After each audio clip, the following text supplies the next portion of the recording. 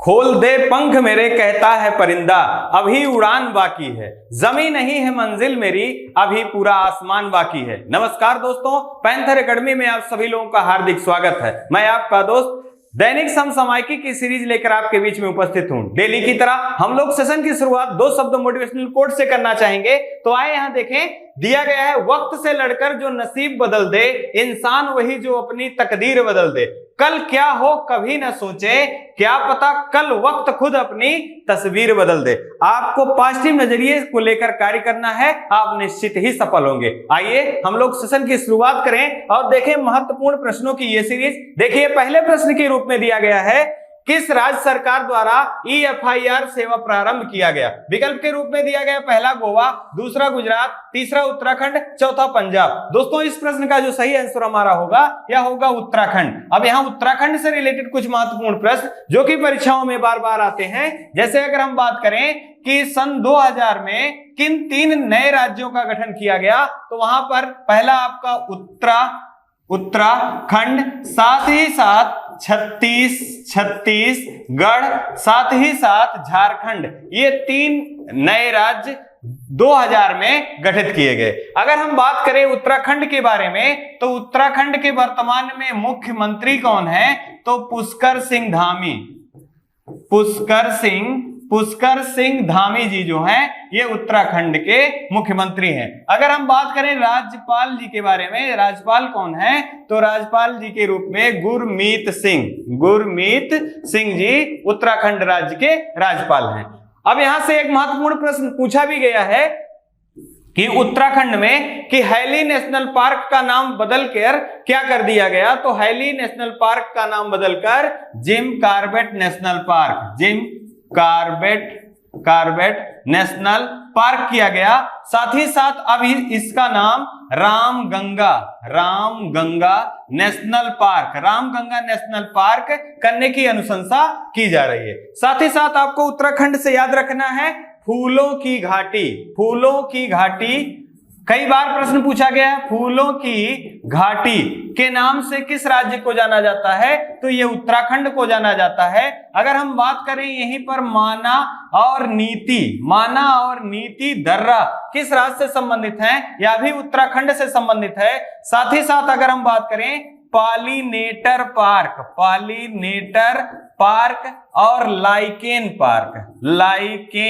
Park Bharat में पहली बार किस राज्य में स्थापित किया गया, तो उत्तराखंड में स्थापित किया गया। यहां से एक प्रश्न और भी याद रखिए कि उत्तराखंड में पहली विधानसभा अध्यक्ष महिला के रूप में किसे चुना गया है, और हाल ही में परीक्षा में पूछा गया है, उनका नाम है रीतू खंडूरी। ये उत्तराखंड की पहली विधानसभा महिला अध्यक्ष के रूप में चुनी गई हैं। यहां से एक प्रश्न और भी जानिए मित्रों कि भारत का सबसे कम उम्र के विधानसभा अध्यक्ष कौन है, तो राहुल नार्वेकर हैं। इनका संबंध किस राज्य से है, महाराष्ट्र राज्य से है। आइए दोस्तों, इसी क्रम में हम लोग आगे बढ़ते हैं। हाल ही में किसे सामाजिक न्याय के लिए मदर टेरेसा मेमोरियल अवार्ड से सम्मानित किया गया। देखिए, यहां दिया गया विकल्प, पहला दिया मिर्जा, दूसरा चारुदास मिश्रा, तीसरा नारायणन कुमार, चौथा डॉक्टर सिंथिया। अत्यंत ही महत्वपूर्ण प्रश्न है। अगर हम इस प्रश्न का आंसर जाने दोस्तों, तो विकल्प नंबर ए सही होगा। दिया मिर्जा जी को मदर टेरेसा मेमोरियल अवार्ड से सम्मानित किए जाने की घोषणा की गई है। अब यहां हम जाने दोस्तों कि यह मदर टेरेसा मेमोरियल अवार्ड किस संस्था के द्वारा प्रदान की जाती है, तो अत्यंत ही महत्वपूर्ण संस्था है UNEP, united nation environment programme के द्वारा मदर टेरेसा मेमोरियल अवार्ड दिया जाता है। अगर हम बात करें कि इसका मुख्यालय कहां है, तो इसका मुख्यालय केन्या की राजधानी नैरोबी में यूएनईपी का मुख्यालय है। और पर्यावरण के क्षेत्र में मैग्ना कार्टा कहे जाने वाला सम्मेलन कौन सा है? तो 1972 में होने वाला सम्मेलन जो है वो पर्यावरण के क्षेत्र में मैग्ना कार्टा के नाम से जाना जाता है। और इसी के द्वारा घोषणा किया गया कि प्रत्येक वर्ष 5 जून को विश्व पर्यावरण संरक्षण दिवस के रूप में मनाया जाएगा। साथ ही साथ अगर हम यहाँ कुछ महत्वपूर्ण पहलुओं को बात करें चारुदास मिश्रा जी से संबंधित, तो व्हीटली अवार्ड, व्हीटली अवार्ड 2022 से किसे सम्मानित किया गया? तो चारुदास मिश्रा जी को। और ये दूसरी बार व्हीटली अवार्ड पाने वाले भारतीय हैं। अगर हम बात करें इससे पहले 2021 में किसे दिया गया था? तो 2021 में दोस्तों नुक्लू फार्म जी को दिया गया था। इनका संबंध किस राज्य से है? तो इनका संबंध जो है नागालैंड से था, ये भी भारतीय थे। साथ ही साथ अगर हम बात करें पर्यावरण, यूनाइटेड नेशन एनवायरनमेंट प्रोग्राम के द्वारा दिया जाने वाला पर्यावरण के क्षेत्र में सबसे बड़ा पुरस्कार कौन सा है? तो चैंपियन ऑफ द अर्थ पुरस्कार जो है सबसे बड़ा पुरस्कार है। और 2022 का चैंपियन ऑफ द अर्थ पुरस्कार किसे दिया गया? डेविड एटनबरो को दिया गया। अब यहां पर हम अगर बात करें नारायणन कुमार जी से संबंधित, तो हाल ही में इनको ऑर्डर ऑफ द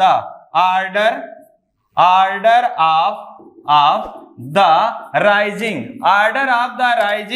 का पुरस्कार जापान के द्वारा दिया गया है। ये किसे दिया गया? तो नारायणन कुमार को दिया गया। अगर हम बात करें डॉक्टर सिंथिया के बारे में, तो इनका संबंध यूएसए से है। और विश्व खाद्य पुरस्कार 2022 का सम्मान किसे दिया गया है? तो डॉक्टर सिंथिया को दिया गया है। जबकि 2021 का किसे दिया गया था दोस्तों? तो 2021 का जो पुरस्कार है डॉक्टर शकुंतला हरक सिंह को दिया गया था। और 2019 का डॉक्टर रतनलाल जी को दिया गया था। और यहां पर चैंपियन ऑफ द अर्थ पुरस्कार से भारत के प्रधानमंत्री नरेंद्र मोदी जी, साथ ही साथ फ्रांस के राजनेता इनेमुल मैक्रो जी को संयुक्त रूप से दिया गया था। आइए इसी क्रम में हम लोग अगला प्रश्न देख लेते हैं। हाल ही में 41वां विला डी वेनास्क इंटरनेशनल शतरंज ओपन टूर्नामेंट किसने जीता? देखिए पहला दिया गया है मैग्नस कार्लसन, दूसरा डी गुकेश और तीसरा दिया गया रॉबर्ट होवान निस्वान और चौथा आपका ऑप्शन है अरविंद चिदम्बरम। अब यहां जो सही हमारा विकल्प है दोस्तों, यह विकल्प नंबर 4 सही है। अरविंद चिदम्बरम ने हाल ही में विला डी वेनास्क इंटरनेशनल शतरंज ओपन टूर्नामेंट जीता है। अब यहां पर आपसे एक प्रश्न बनता है, हाल ही में ला रोडा शतरंज चैंपियनशिप का खिताब किसने जीता है? तो ला रोडा चैंपियनशिप का खिताब जो है डी गुकेश ने जीता है। साथ ही साथ अगर आपसे पूछा जाए रेक्याविक शतरंज चैंपियनशिप का खिताब किसने जीता है? तो आर प्रज्ञानन ने यह खिताब जीता है। साथ ही साथ आपको ध्यान रखना है कि सबसे कम उम्र के शतरंज के खिलाड़ी कौन है? तो शतरंज के सबसे कम उम्र के खिलाड़ी जो हैं भारतीय मूल के अभिमन्यु मिश्रा हैं। साथ ही साथ अगर हम बात करें कि जो शतरंज की जो खेल है इसका किस संस्था के द्वारा ऑपरेशन किया जाता है या किस संस्था का रेगुलेटिंग बॉडी के रूप में कौन सा कार्य करता है? तो इसका नाम है फीडे, या आप इसको विश्व शतरंज महासंघ के नाम से भी इनको जानते हैं और इंग्लिश में इनको फिडे के नाम से जाना जाता है। इसकी स्थापना कब की गई थी? तो 20 जुलाई 1924 ईस्वी में विश्व शतरंज महासंघ का गठन किया गया था। अत्यंत ही महत्वपूर्ण प्रश्न के रूप में ये प्रश्न है। आपको याद रखना है कि ला रोडा शतरंज का चैंपियनशिप किसने जीता? तो डी गुकेश ने जीता। जबकि रेक्याविक शतरंज का खिताब किसने जीता? आर प्रज्ञानन ने जीता। और विश्व शतरंज महासंघ का गठन कब किया गया था? तो 20 जुलाई 1924 को। अगर बात करें 41वां विला डी वेनास्क इंटरनेशनल शतरंज का टूर्नामेंट किसने जीता? तो भारतीय मूल के जो हैं अरविंद चिदम्बरम ने जीता। आइए इसी क्रम में हम लोग अगला प्रश्न देख लें। हाल ही में चर्चा में रहा संघाई सहयोग संगठन SCO ने किस भारतीय स्थल को अपनी सांस्कृतिक और पर्यटन राजधानी के रूप में चुना है? अत्यंत ही महत्वपूर्ण प्रश्न के रूप में है। यकीन मानिए दोस्तों, आज के सीरीज का जो प्रश्न दिए गए हैं निश्चित ही आपकी परीक्षा के लिए बहुत महत्वपूर्ण है। आप जब परीक्षा हाल में बैठेंगे यहां से लगातार आपको निरंतर प्रश्न मिलेंगे। तो इसमें आप देखिए, इसमें दिया गया है विकल्प के रूप में पहला अहमदाबाद, दूसरा केरल, तीसरा वाराणसी, चौथा हैदराबाद। अब यहाँ जो हमारा सही ऑप्शन है, हमारा ऑप्शन जो सही होगा विकल्प नंबर सी सही होगा, वाराणसी। अब सबसे पहले हम ये जाने कि संघाई सहयोग संगठन, संघाई सहयोग संगठन का स्थापना कब किया गया था? तो ये सन 2001 में इसको स्थापित किया गया था। साथ ही साथ अगर हम बात करें भारत इसमें कब सदस्य देश के रूप में जुड़ा, तो भारत इसमें 2017 में भारत इसमें सदस्य देश के रूप में जुड़ा। साथ ही साथ इसमें कुल कितने सदस्य देश हैं? तो इसमें कुल 8 सदस्य देश हैं और इनका उद्देश्य क्या है? तो एशिया क्षेत्र में शांति सुरक्षा को बनाए रखना इसका मुख्य उद्देश्य है। अब यहां पर हम अगर बात करें कि संघाई सहयोग संगठन ने वाराणसी को अपनी सांस्कृतिक और पर्यटन राजधानी के रूप में चुना है। दूसरी बात, इसका मुख्यालय कहां है, यह भी जानना अत्यंत जरूरी है। इसका मुख्यालय कहां है? तो इसका मुख्यालय चीन के बीजिंग में, चीन की राजधानी जो है बीजिंग यहां पर स्थित है। अब यहां पर एक प्रश्न और भी आपको याद रखना है। हाल ही में टाइम पत्रिका के द्वारा किन 2 भारतीय शहरों को दुनिया के टॉप 50 शहरों में की सूची में शामिल किया गया है? तो वो 2 शहर जो है मित्रों, टाइम पत्रिका के द्वारा ये 50 शहरों की सूची में केवल भारत के 2 शहर, पहला आपका अहमदाबाद, साथ ही साथ दूसरा जो आपका है एक केरल को चिन्हित किया गया है। अब यहां से एक प्रश्न और भी आपको याद रखना है। Tree city of the world के रूप में यूनेस्को के द्वारा किन 2 शहरों को चुना गया है? तो हैदराबाद पहले 2019 में चुना गया था, साथ ही साथ 2022 में हैदराबाद और मुंबई 2 शहर tree city of the world के रूप में भी चिन्हित किए गए। साथ ही साथ वर्ल्ड हेरिटेज साइट के रूप में यूनेस्को के द्वारा भारत का वो कौन सा शहर है जो पहली बार चुना गया था? तो वर्ल्ड हेरिटेज स्थल के रूप में सबसे पहला चुना जाने वाला स्थल जो भारत का है यह भी अहमदाबाद है। और दूसरा कौन सा है? तो राजस्थान की जो राजधानी है पिंक सिटीज के नाम से जाना जाता है, जयपुर। ये दोनों वर्ल्ड हेरिटेज स्थल के रूप में यूनेस्को के द्वारा चुने गए हैं। आइए इसी क्रम में हम लोग आगे बढ़ते हैं। यह अगला प्रश्न आपका है, हाल ही में चर्चा में रहा विश्व एथलेटिक्स चैंपियनशिप 2022 का आयोजन कहां किया जाएगा? तो देखिए विकल्प हमारे जो दिए गए हैं दोस्तों, पहला है USA, दूसरा चीन, तीसरा फ्रांस, चौथा दिया है दोहा कतर। दोस्तों इस प्रश्न का जो हमारा सही आंसर है यह USA में होगा। USA के ओरेगन के यूजीन शहर में इसका आयोजन किया जाएगा। अब यहां हमको यह जानना है कि ये कौन सा संस्करण है, क्योंकि खेल के परिदृश्य में आपसे प्रश्न कई प्रकार से पूछे जाते हैं कि कौन सा संस्करण है, कहां खेला जा रहा है और कितनी बार यह देश आयोजन कर चुका है, कितने देश भागे हैं, कितने प्रतियोगी भाग लेते हैं। तो विभिन्न मल्टीटास्क के रूप में यहां से प्रश्न बनते हैं दोस्तों। तो हम लोगों का उद्देश्य होना चाहिए कि प्रश्न गलत ना हो। तो हम अगर बात करें कि ये संस्करण कौन सा है मित्रों, तो ये 18वां संस्करण है और यूएस मतलब ये संयुक्त राज्य अमेरिका जो है ये पहली बार इसका आयोजन या मेजबानी इसका पहली बार कर रहा है। साथ ही साथ हम जाने कि इसमें कितने देश भाग ले रहे हैं दोस्तों, तो 200 देश भाग ले रहे हैं और 2000 एथलीट इस खेल में भाग लेंगे। अब यहाँ बात हो रही है विश्व एथलेटिक चैंपियनशिप 2022 के आयोजन से संबंधित। तो जो महत्वपूर्ण आयोजन हाल फिलहाल के दिनों में होने हैं दोस्तों, अगर उनको हम याद रखें, जैसे अगर हम बात करें दोस्तों कि 2023 में पुरुष वर्ल्ड कप ICC पुरुष वर्ल्ड कप का आयोजन कहां किया जाएगा? तो इसका आयोजन भारत में किया जाएगा। अगर हम बात करें फीफा वर्ल्ड कप का आयोजन कहां किया जाएगा, जो कि 2022 में होना है, तो ये दोहा कतर में होगा। अगर हम बात करें यही 2023 में 33वां ओलंपिक का आयोजन कहां किया जाना है, तो ये फ्रांस की राजधानी जो है दोस्तों पेरिस में किया जाना है। ये अत्यंत ही आयोजक स्थल के रूप में आपको याद रखना है। साथ ही साथ 2023 में ही आपको विश्व कप हॉकी विश्व कप का आयोजन कहां किया जाएगा?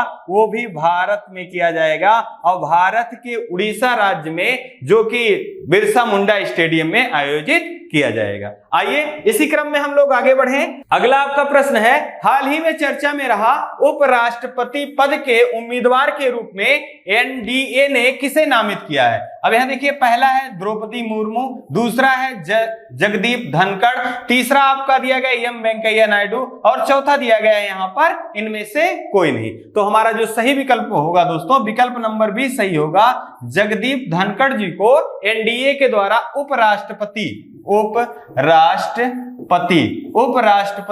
पद के लिए उम्मीदवार घोषित किया गया है। अब यहाँ उपराष्ट्रपति से संबंधित कुछ महत्वपूर्ण प्रश्न जो हाल फिलहाल में बने हैं, अगर हम उनको देखें, जैसे अगर हम बात करें मित्रों कि किस अनुच्छेद में उपराष्ट्रपति वर्णित है, तो अनुच्छेद 63 में उपराष्ट्रपति पद का वर्णन है। अगर हम बात करें अनुच्छेद 64 की, तो अत्यंत ही महत्वपूर्ण है कि जो उपराष्ट्रपति होंगे वही राज्य लोकसभा के पदेन अध्यक्ष होंगे, इस बात को कहा गया है। अगर हम बात करें कि इनका जो चुनाव की प्रक्रिया होती है, यह चुनाव प्रक्रिया किस प्रकार की है, तो इनका जो मतदान है वो अप्रत्यक्ष चुनाव का इसमें प्रक्रिया उपयोग की जाती है। साथ ही साथ अगर हम बात करें कि उपराष्ट्रपति के चुनाव में कौन कौन से लोग भाग लेते हैं, तो लोकसभा के सदस्य, साथ ही साथ राज्य सभा के सदस्य और विधान सभा के सदस्य तथा मनोनीत सदस्य भी इसमें भाग लेते हैं। ये आपको ध्यान रखना है, कई बार इसमें प्रश्न पूछा भी गया है कि उपराष्ट्रपति के चुनाव में कौन कौन से लोग भाग लेते हैं या मतदान का अधिकार किनके पास प्राप्त है, तो लोकसभा, राज्यसभा और विधानसभा तथा मनोनीत सदस्य भी इसमें भाग लेते हैं। अब यहां से आपको यह जानना है कि जगदीप धनखड़ जी का संबंध किससे है, तो जगदीप धनखड़ जी जो राज्यपाल के रूप में पश्चिम बंगाल में सेवा दे रहे, पश्चिम बंगाल के राज्यपाल के रूप में कार्यरत थे।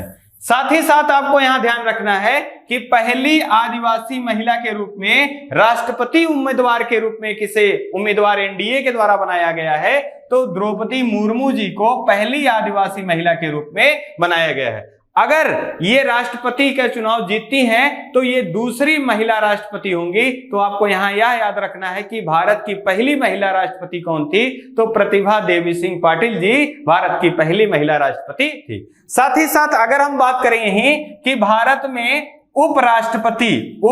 राष्ट्रपति सबसे पहले उपराष्ट्रपति भारत के कौन थे, तो डॉक्टर सर्वपल्ली राधाकृष्णन जी भारत के पहले उपराष्ट्रपति के रूप में कार्य दे चुके हैं। साथ ही साथ अगर हम बात करें, उपराष्ट्रपति से महत्वपूर्ण प्रश्न पूछा जाता है कि उपराष्ट्रपति अपना इस्तीफा किसे देते हैं, तो उपराष्ट्रपति अपना इस्तीफा राष्ट्रपति को देते हैं। आइए इसी क्रम में हम लोग अगला प्रश्न देख लेते हैं। अगला है, हाल ही में किसके द्वारा नए जनगणना डाटा वर्क स्टेशन का उद्घाटन किया गया। अब यहां देखिए, पहला दिया गया है दोस्तों डॉक्टर विवेक जोशी, दूसरा चंद्रमौली, तीसरा दिया गया है आपका अश्वनी वैष्णव, चौथा दिया गया आर.के. गुप्ता।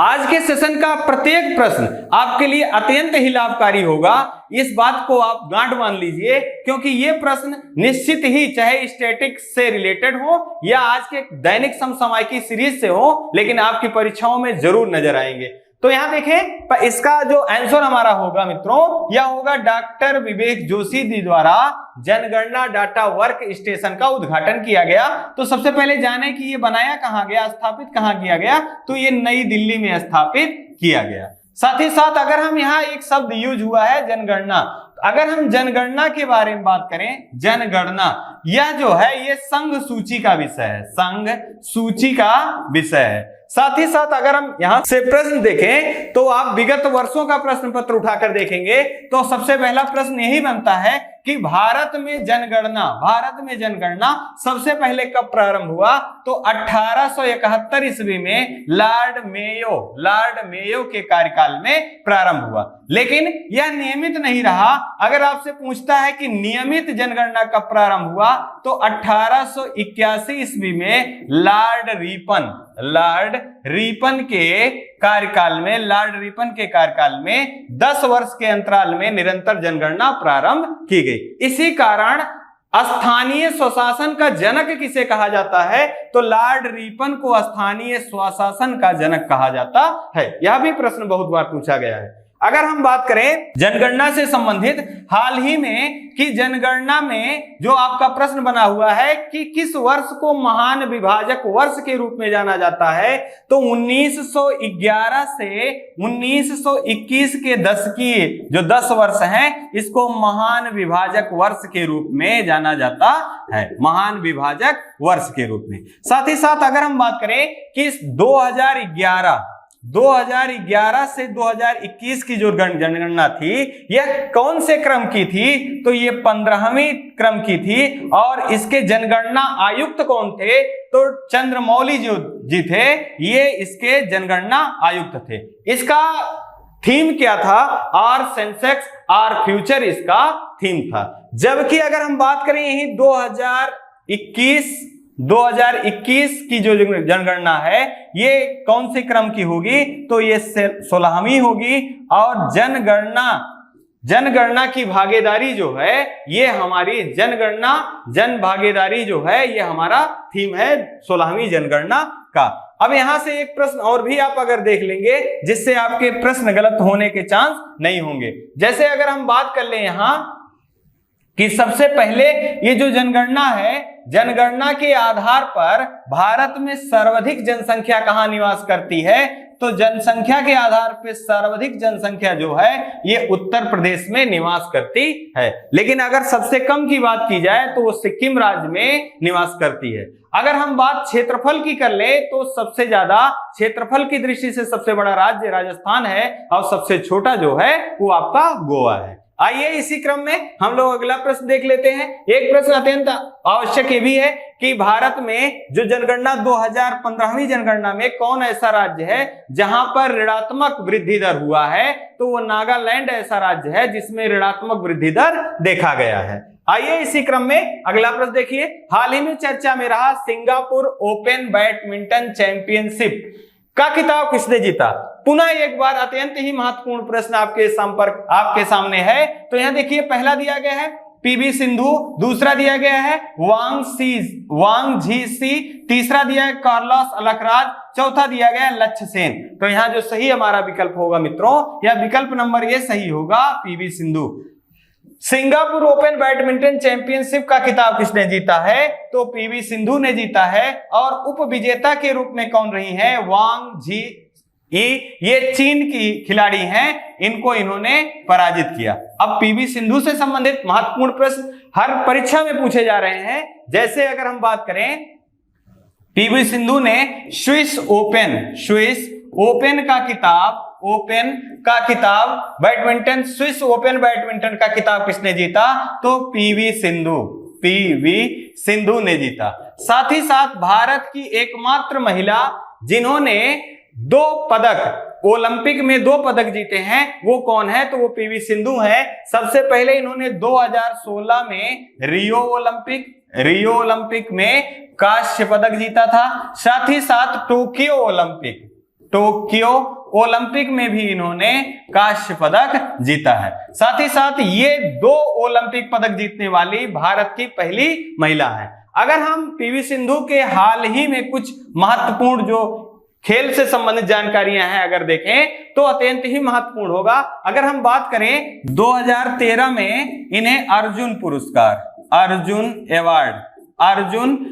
अवार्ड से सम्मानित किया गया। साथ ही साथ अगर हम बात करें 2015 की तो इनको 2015 में पद्मश्री से सम्मानित किया गया और 2016 में इनको राजीव गांधी खेल रत्न पुरस्कार से सम्मानित किया गया, जो कि अब किस नाम से जाना जाता है, मेजर ध्यानचंद खेल पुरस्कार के नाम से जाना जाता है, 2016 में दिया गया। जबकि 2019 में इनको 2019 में बीसीसी के द्वारा sport women of the year के रूप में चुना गया और 2021 में पद्म भूषण सम्मान से इनको सम्मानित किया गया। ये पीवी सिंधु से संबंधित कुछ महत्वपूर्ण जानकारी है, आपको पुनः एक बार रिकॉल कर लीजिए। गलती से थोड़ा सा ही मिस्टेक हो गया।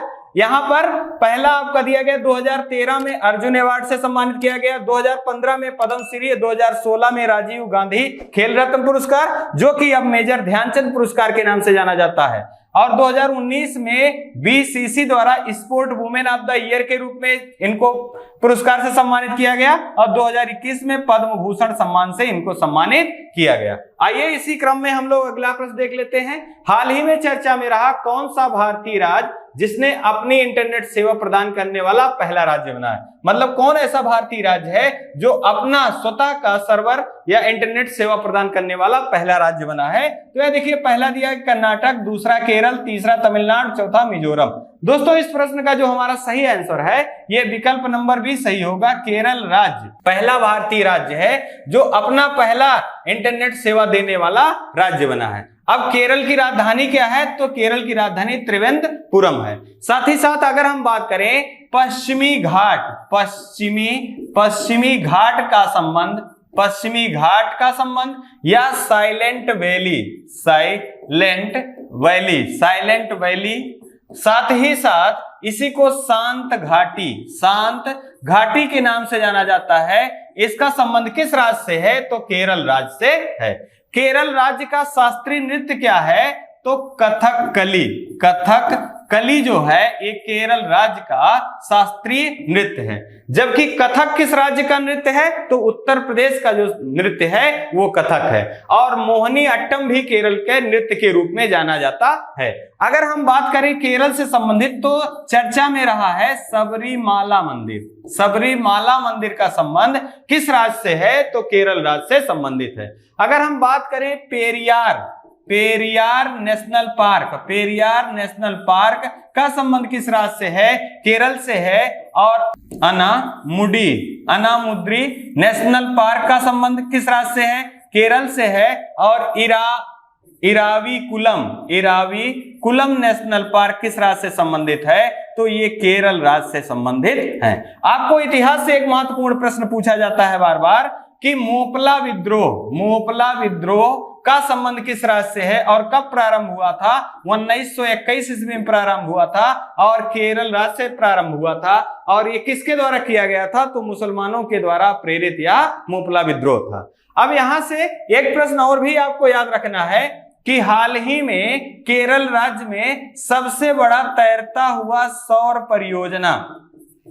परियोजना का उद्घाटन किया गया और उसके बाद जस्ट कुछ दिन ही बाद भारत का सबसे बड़ा तैरता हुआ सौर परियोजना तेलंगाना में उद्घाटन किया गया। तो यहां पर आपको याद रखना है कि केरल का जो सौर परियोजना है ये भारत के क्रम में दूसरा स्थान का है, जबकि तेलंगाना का जो है ये पहले स्थान पे है। क्योंकि जो सौर ऊर्जा का प्लांट केरल में लगा है ये 92 मेगावाट का है, जबकि तेलंगाना का जो सौर प्लांट है ये 100 मेगावाट का है। इसी कारण केरल का जो है ये दूसरे क्रम में है और तेलंगाना का प्रथम स्थान पे है। आइए इसी क्रम में हम लोग अगला प्रश्न देखते हैं और इस सेशन का ये लास्ट प्रश्न है दोस्तों। देखिए, हाल ही में किसे गूगल की मूल कंपनी अल्फाबेट इंक के बोर्ड में शामिल किया गया है। यहाँ विकल्प के रूप में आर्चर डी लेविसन है, मार्टी सावेज है और टिम कुक है और मुतस्फिर जुर रहमान है। मुतस्फिर जुर रहमान है। अब यहाँ पे जो हमारा सही होगा ये आपका विकल्प नंबर बी सही होगा, मार्टी सावेज हैं। इनको गूगल की मूल कंपनी अल्फाबेट में शामिल किया गया। अब गूगल से प्रश्न आपका एक बहुत महत्वपूर्ण प्रश्न है कि हाल ही में पद्म विभूषण पद्म पुरस्कारों का घोषणा किया गया, जिसमें कौन से ऐसे व्यक्ति हैं जिनको पद्म भूषण से सम्मानित किया गया। तो यहां पर गूगल के सीईओ है सुंदर पिचोई, सुंदर पिचोई